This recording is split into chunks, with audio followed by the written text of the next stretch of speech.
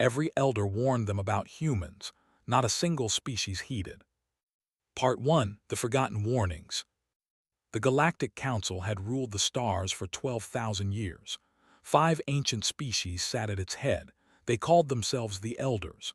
There were insects who stood tall like men. The Tor were beings made of living crystal. They lived in water and breathed through gills. They were made of gas and floated like clouds. They had wings and beaks like great birds. Together, these 5 species kept peace across 100,000 worlds. They had seen empires rise and fall. They had watched young species crawl out of their oceans and reach for the stars. They thought they had seen everything. But deep in their oldest archives, behind locks that had not been opened for 10,000 years, there was a secret, a warning, a fear. Elder was a historian of the Tor. Her body was made of blue crystal that glowed softly in the dark. She had lived for 300 years, and she had spent most of that time reading old texts. She loved history. She believed that the past could teach the present. One day, she found something that changed everything. It was a document written in 5 languages. All 5 elder species had signed it. The date showed it was from the very beginning of the council, when the elders first came together. The title made her crystal body flicker with surprise. Regarding the primates of the 3rd planet. Read the document carefully, then she read it again. By the 3rd time, her crystal form had turned dark with fear. The document talked about a small planet orbiting a yellow star. The planet was mostly water. Its dominant species were soft creatures who walked on 2 legs. They had no claws, no armor, no natural weapons. They died easily. They lived short lives. But the ancient elders had been afraid of them. They adapt, the document said. When the world tries to kill them, they change. When they face a problem, they solve it. When they lose, they learn. They do not accept defeat. They do not know when to stop. There was more. They form bonds with everything. They will love their children, their friends, their pets, their machines. They will die for things they love. They will kill for things they love. There is no logic to it. There is only love and rage. The final warning was the most chilling. Do not wake them. Do not challenge them. Do not make them look up at the stars with fear. Let them stay in their corner of the galaxy. Let them fight among themselves. If they ever unite against a common enemy, that enemy will fall. This is not a threat. This is a fact. Brought the document to the other elders. They read it in silence. This is old superstition, said Elder of the. Her gaseous form rippled with doubt. These humans are still fighting each other over patches of land. They cannot even agree on how to govern themselves. Perhaps, said, but our ancestors were wise. They did not write warnings without reason. The elders discussed the matter for many hours. In the end, they decided to do nothing. The humans were far away. They had only recently learned to travel between stars. They were not a threat. But the younger species had heard nothing of this warning. The empire was powerful and proud. They had conquered 30 worlds in the last 1,000 years. Their soldiers were strong. Their ships were fast. Their weapons could burn cities to ash. Admiral was the greatest commander in the fleet. His scales were dark green, almost black. His eyes were gold and cold. He had never lost a battle. When his scouts found Earth, he saw opportunity. Look at them, he told his officers. Soft skin, weak bodies. They need to drink water every few hours or they die. They need to sleep every day or they go mad. Their bones break easily. Their blood spills easily. He smiled, showing rows of sharp teeth. They will make excellent slaves. Brought his plan to the Galactic Council. He wanted permission to conquer Earth. It was a formality. The Council rarely interfered with the younger species. But Elder stood up to speak. Admiral, she said, I must warn you against this action. Looked at the crystal being with contempt. You, warn me. The Tor have not fought a war in 5,000 years. What do you know of conquest? I know history, replied. And history tells me that these humans are not what they appear to be. They are weak. They survived ice ages.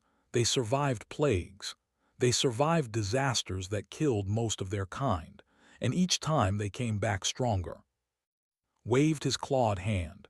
Stories, legends, ideal and facts, Elder, and the fact is that my fleet can destroy their entire civilization in a single day. Perhaps you can destroy them, said quietly, but can you survive what happens when you try? The chamber fell silent. Laughed, it was a harsh barking sound.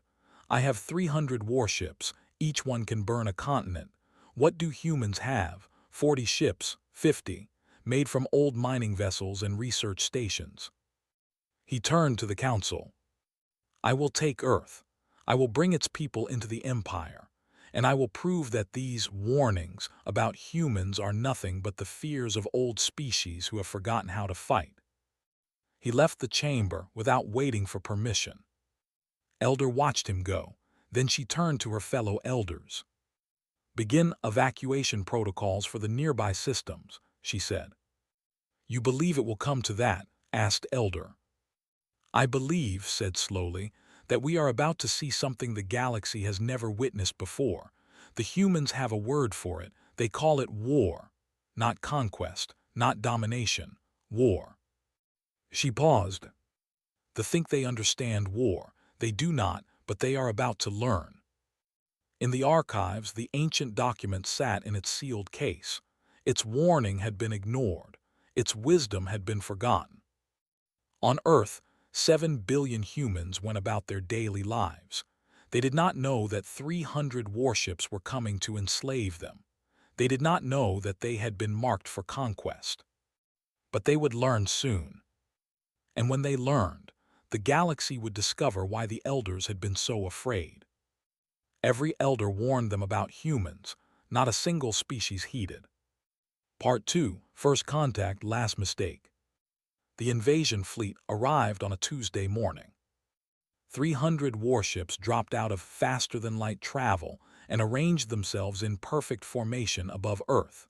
Each ship was massive. Each ship carried weapons that could turn mountains into dust. Each ship was crewed by soldiers who had conquered world after world. Admiral stood on the bridge of his flagship and looked down at the blue planet below.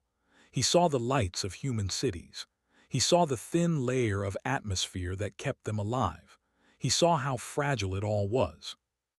Open a channel to the planet, he ordered. All frequencies. His message was simple. Surrender, become slaves of the Empire, or die. He gave them 72 hours to decide. On Earth, panic should have followed. The humans should have screamed and run and hidden. They should have begged for mercy. They should have turned on each other, fighting over the last safe places. That is not what happened. Within 6 hours, the leaders of every nation on Earth met together. They did not argue about borders. They did not fight about old wars. They looked at the ships in their sky and they made a choice. They chose to fight. Captain was 34 years old. She commanded the orbital station, one of the few military platforms Earth had in space. She had short black hair and calm eyes. She had a daughter named who was 6 years old and loved to draw pictures of spaceships. Looked at the alien fleet through her station's sensors. 300 ships against 47. It was impossible. Everyone knew it was impossible. But had made a promise to her daughter. Get me connected to every ship captain we have, she told her communications officer, Lieutenant, and find me everything we know about their technology. On the surface, something amazing was happening. Scientists who had spent their lives competing with each other now worked together. Engineers from countries that had been enemies for centuries shared their secrets freely. Soldiers who had trained to fight each other now stood side by side. Doctor was a physicist. She studied how things moved through space. She had never built a weapon in her life. But when her government asked her to find a weakness in shield technology, she did not refuse. She gathered the best minds from every country. They worked in a room filled with screens and computers. They had captured sensor data from the fleet. They studied it like their lives depended on it. Because their lives did depend on it. Their shields work on a rotating frequency, explained to her team. The shield changes pattern thousands of times per second. That is why our weapons cannot break through. Then it is impossible, said one engineer. Nothing is impossible, replied. We just have not found the answer yet. A young man named raised his hand. He was a programmer, barely 25 years old. He had been writing code since he was a child. What if we used every computer on Earth, he asked. Every phone, every server, every gaming console. We could link them together into one giant processing system. The older scientists looked at him with doubt. That would require connecting billions of devices, said. The software alone would take months to write. Smiled, I can do it in 48 hours. He did it in 36. When the distributed network came online, it was the most powerful computer system ever created. Every device on Earth worked together on one problem. Billions of calculations per second. Trillions. Numbers that no single machine could ever process. The system cracked the shield frequency in less than 2 hours. Admiral received word that a small human ship was approaching his fleet. It was a diplomatic vessel, unarmed, requesting permission to deliver a message. Let them come, said. I want to see them beg. The ship was piloted by Commander. She was 40 years old. Her husband had died when the first arrived, killed when their probe ships destroyed a research station near Mars. She did not look like a warrior. She looked like a tired woman who had not slept in days, but her eyes were steady as she opened communication with the flagship. Admiral, she said, my people have asked me to deliver our response to your demand for surrender. Leaned forward, speak human, let us hear your plea for mercy. Smiled, it was not a warm smile. It was the smile of someone who had nothing left to lose. We decline. The communication ended. For 3 seconds, nothing happened. Then the flagship's shields flickered and died.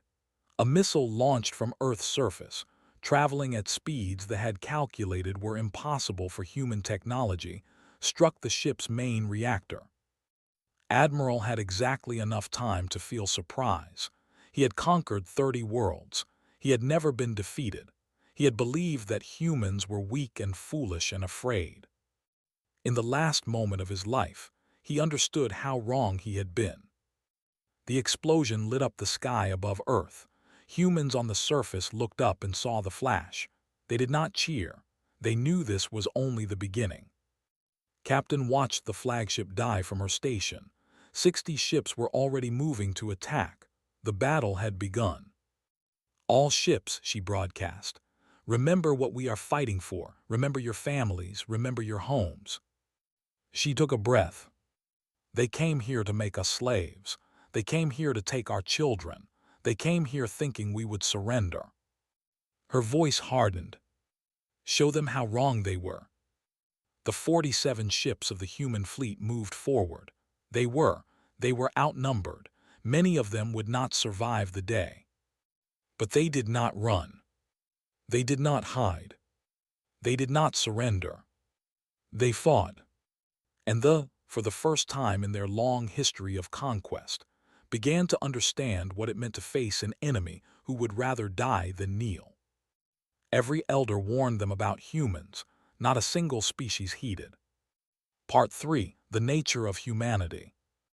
The lost 60 ships in the first hour of battle. Not because the humans had better weapons. They did not.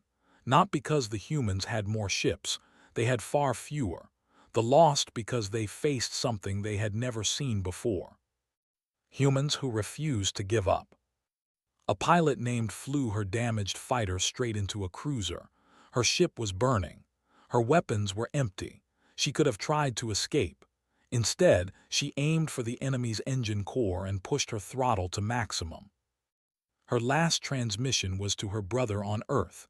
Take care of Mother for me. I love you both. The cruiser exploded. A captain named rammed his mining vessel into a destroyer.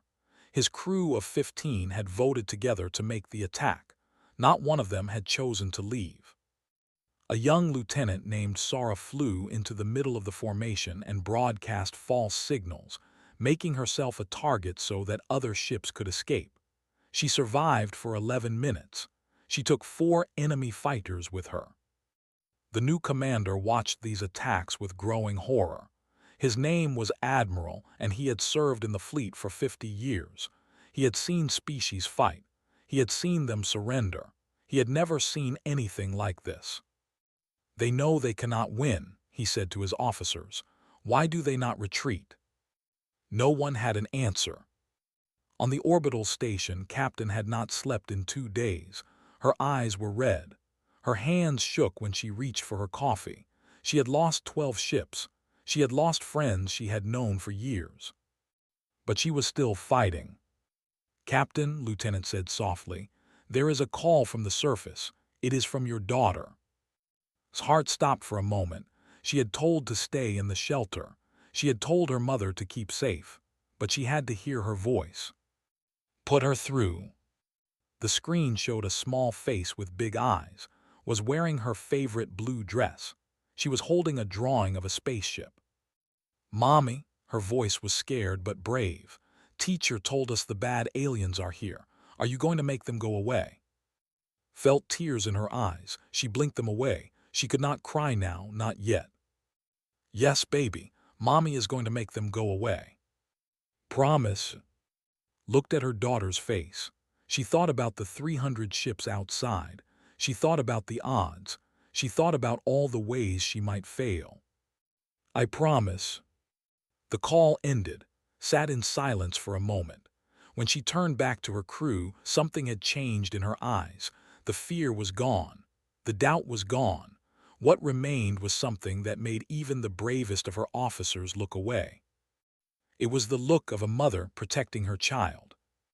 "All ships," broadcast. "New orders. We are not defending anymore. We are attacking." The human fleet had 31 ships left. They should have run. They should have hidden behind Earth's defenses. They should have waited for the enemy to come to them. Instead, they charged. Lieutenant looked at the tactical display.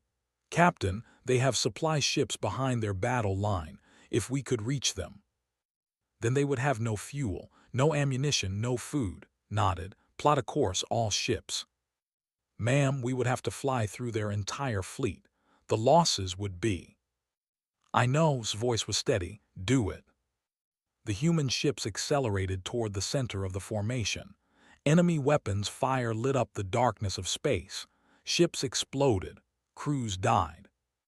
But they kept going. 15 ships were destroyed in the charge. Their crews knew they would not survive. They flew anyway. They died so that others might live. 16 ships made it through. They found the supply vessels unguarded. No one had ever been crazy enough to attack the rear of a fleet. The supply ships had only light weapons. They tried to run. They did not run fast enough. The human ships did not try to escape after their attack. They knew they were trapped behind enemy lines. They knew they would die. So they attached themselves to supply vessels and overloaded their reactors. The explosions destroyed 40 supply ships. The fleet lost its fuel reserves, its weapon ammunition, its food stores, its medical supplies. Admiral stared at his screens in disbelief. "Impossible. This is impossible." But it was not impossible. It was happening. On the surface of Earth, Doctor had another problem to solve. A crashed shuttle had been recovered from the ocean. The crew was dead, but the technology was intact.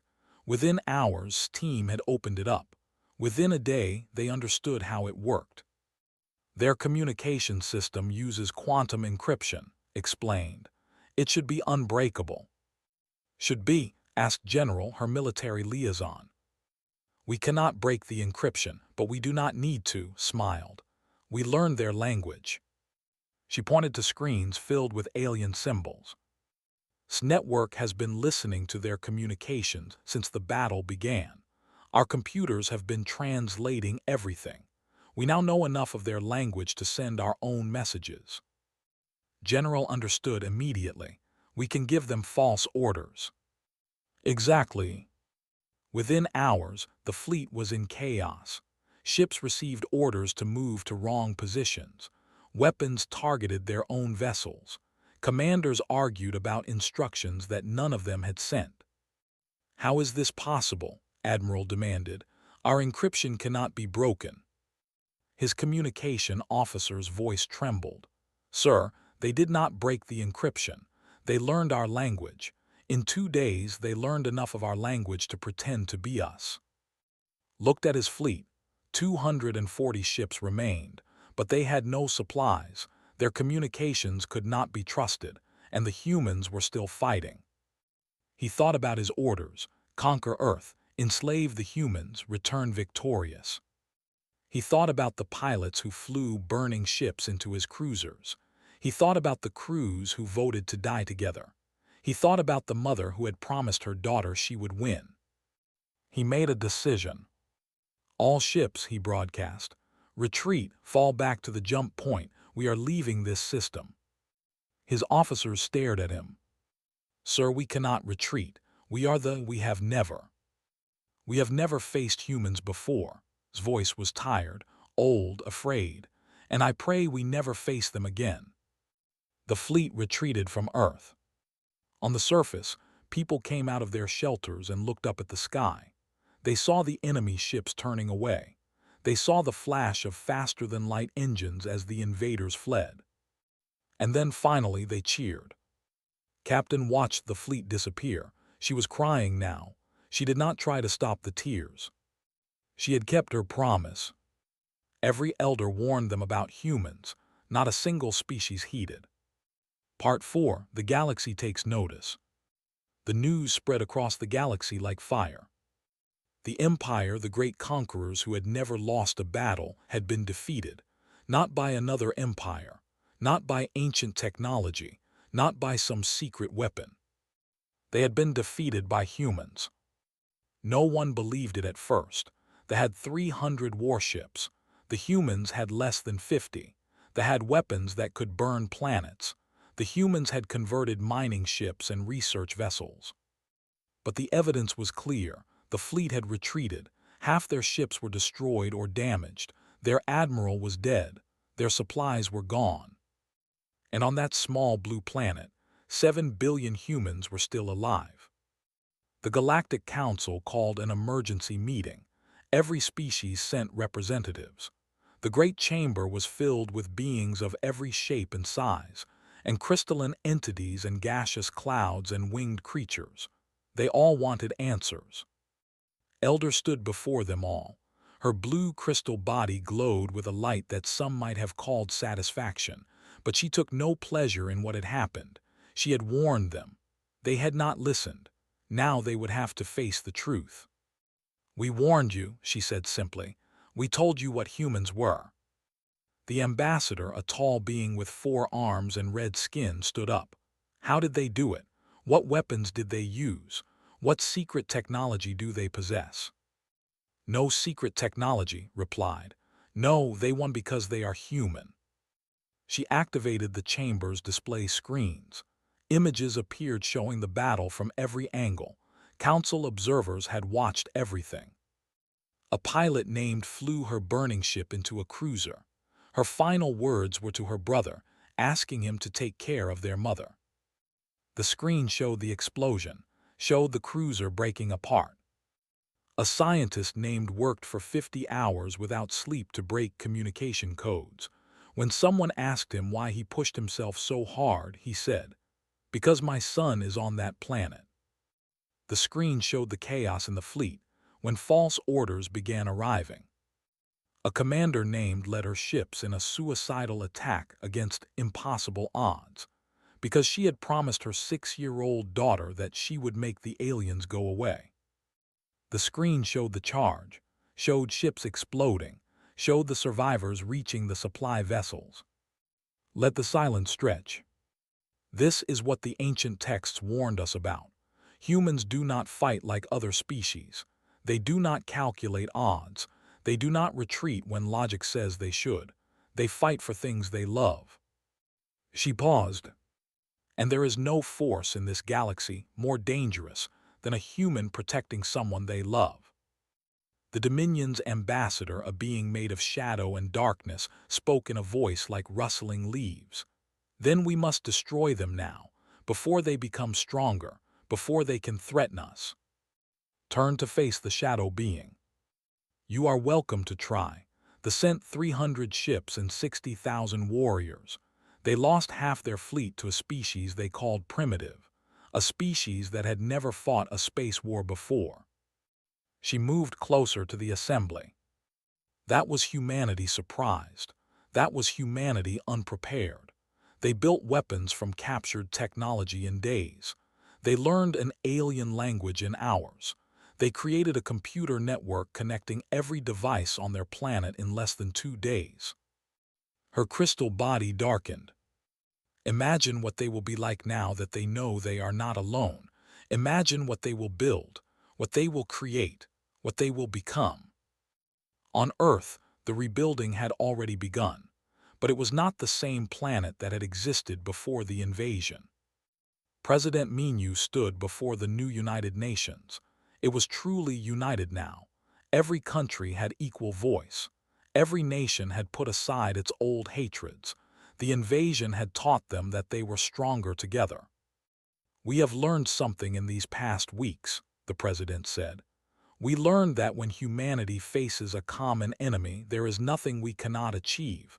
We put aside our differences. We shared our knowledge. We fought as one people. He looked at the delegates from every country. We must never forget this lesson. The galaxy knows about us now. Some species will want to destroy us. Some will want to conquer us. Some will want to study us like insects under glass. His voice grew harder. Let them come. Let them all come. They will find that Earth is not a prize to be claimed. We are not cattle to be herded. We are humans, and we will never kneel. The delegates rose to their feet. The applause echoed around the world. In her laboratory, Doctor stood surrounded by pieces of captured technology. She had not slept properly in weeks, but she could not stop. Every hour brought new discoveries, new possibilities. General came to check on her progress. How long until we can build our own ships? He asked. Ships that can travel between stars. Looked up from her work. Her eyes were bright with excitement and exhaustion. We have already started construction on the first one. It will be ready in 18 months. And after that, one new ship every month, then one every week, then, she smiled, then as many as we want. Nodded slowly, and the weapons. Better than we have already improved on their designs. How? Picked up a small device from her table. It looked simple, harmless, but could see the pride in her eyes. The designed weapons to destroy. They were very good at destruction, but destruction is not enough. She set the device down. Our weapons will adapt. If the enemy has shields, our weapons will find new frequencies. If the enemy moves, our weapons will predict where they will go. If the enemy hides, our weapons will find them. Stared at her. You built intelligent weapons in 2 weeks.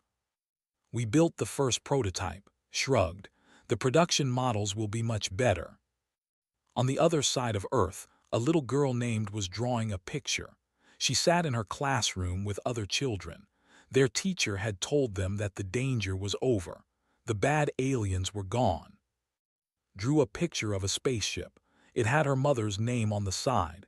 In the picture, the ship was surrounded by stars. What are you drawing? Her teacher asked. My mom's ship, said. She promised she would make the bad aliens go away, and she did. The teacher smiled sadly. She knew how many people had died to keep that promise. Your mother is very brave. I know, kept drawing. When I grow up, I want to fly ships too. I want to see the stars. The teacher looked at the child's drawing. She thought about the galaxy out there, the species who had watched Earth burn. the empires who might still want to conquer them. And she thought about this little girl who dreamed of stars. Maybe you will, the teacher said. Maybe you will see them all. Looked up and smiled. Mom says humans can do anything if they try hard enough. She says that is what makes us special. The teacher nodded. Out there in the darkness, 100,000 worlds were watching Earth. They had seen what humans could do when cornered, when threatened, when protecting their children. And they were afraid. They were right to be afraid. Every elder warned them about humans. Not a single species heeded. Part 5: The Reckoning. 5 years had passed since the Battle of Earth. The planet had changed. The people had changed. Nothing would ever be the same again. The United Earth Fleet now had 200 ships. Each one was different because humans hated making things the same way twice. Each ship had crews from every nation, speaking different languages, bringing different ideas to every problem. Admiral stood on the bridge of her flagship. The ship was called the UES, named after her daughter. That same daughter was now 12 years old and already studying to join the fleet someday. His hair was turning gray at the edges. She had new lines on her face, but her eyes were still calm, still steady, still ready. Admiral, Commander reported. He was the same young programmer who had linked every computer on Earth during the invasion. Now he was one of his most trusted officers. We are receiving a transmission from the Galactic Council. They are requesting a meeting. Raised an eyebrow, requesting. Their exact words were, the elder species of the Galactic Council humbly request the honor of speaking with representatives of United Earth. The bridge crew exchanged looks. 5 years ago, the Council had watched the attack Earth and done nothing to help. Now they used words like humbly and honor. Tell them we will meet them at the neutral station in the system, said, and tell them to bring everyone, every elder, every young species, all of them. The meeting took place in the largest chamber of station. Hundreds of species filled the room, beings of crystal and shadow and gas and scale. They had come from across the galaxy to see the humans. Ambassador represented Earth. She was 63 years old. She had survived the invasion. She had spent the years since studying every species in the galaxy. She knew their fears. She knew their hopes. She knew exactly what to say. She stood alone before the assembled aliens. She was small compared to most of them, soft, fragile, but she did not seem afraid. You asked for this meeting, she said, so speak. Elder glided forward. Her crystal body was dimmer than it had been 5 years ago. Even beings of living crystal grew old eventually. Ambassador, the Council wishes to invite humanity to join our union, full membership, full rights, a seat among the elder species. Let the offer hang in the air. The same council that watched 300 ships come to enslave us and did nothing. We were cautious. You were afraid. His voice was not angry, she was simply stating a fact. You had ancient warnings about us. You knew they were coming, and you chose to wait and see if we would be destroyed. Silence filled the chamber. We do not want a seat among your elders, continued. We do not want to join your union. Worried murmurs spread through the crowd. What we want, said, is understanding. She touched a control panel. Images appeared throughout the chamber. Human children playing in parks, families eating dinner together, artists painting pictures, musicians playing songs, scientists working in laboratories. You see us as dangerous, and yes, we can be dangerous, but you do not understand why. The images changed. A human pulling a stranger from a wrecked vehicle, doctors treating sick children in poor countries, teachers working in village schools, people sharing food with those who had none. We are dangerous because we love. We love our families. We love our friends. We love strangers we have never met. And when something threatens what we love, we become capable of anything. Stepped closer to the assembly. You kept your warnings about us hidden away. You whispered about us in fear, but you never tried to know us. You never asked what we dreamed about, what we hoped for." She spread her hands. "We dreamed of the stars. We hoped to find friends among them. We wanted to learn from other species and share what we had discovered. Instead, we found silence. And then we found invasion." Her voice grew stronger. "We have built a fleet now. It is powerful. It will keep growing more powerful. Not because we want to conquer anyone. We do not. But because we will never again be caught unprepared. We will never again watch our children look up at the sky and feel afraid." She turned to leave, then stopped. "The Council's invitation is declined, but Earth has its own invitation. Come to our world, walk among us, see who we truly are, eat our food, hear our music, watch our children play." She looked back at the assembly. "We do not want to rule this galaxy. We want to be part of it, but we will be part of it as equals, as partners, as friends, not as subjects, not as specimens, not as threats to be managed." She walked out of the chamber. Her footsteps echoed in the silence. Elder was the first to speak. "The ancient texts were wrong about one thing," she said softly. "What was that?" asked another elder. "They told us not to wake the humans."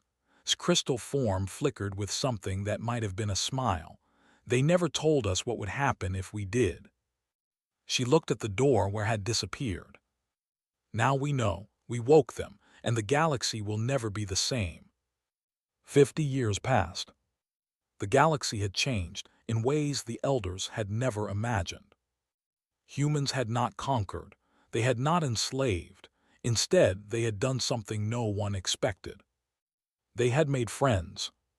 Human merchants traded in every port across the galaxy.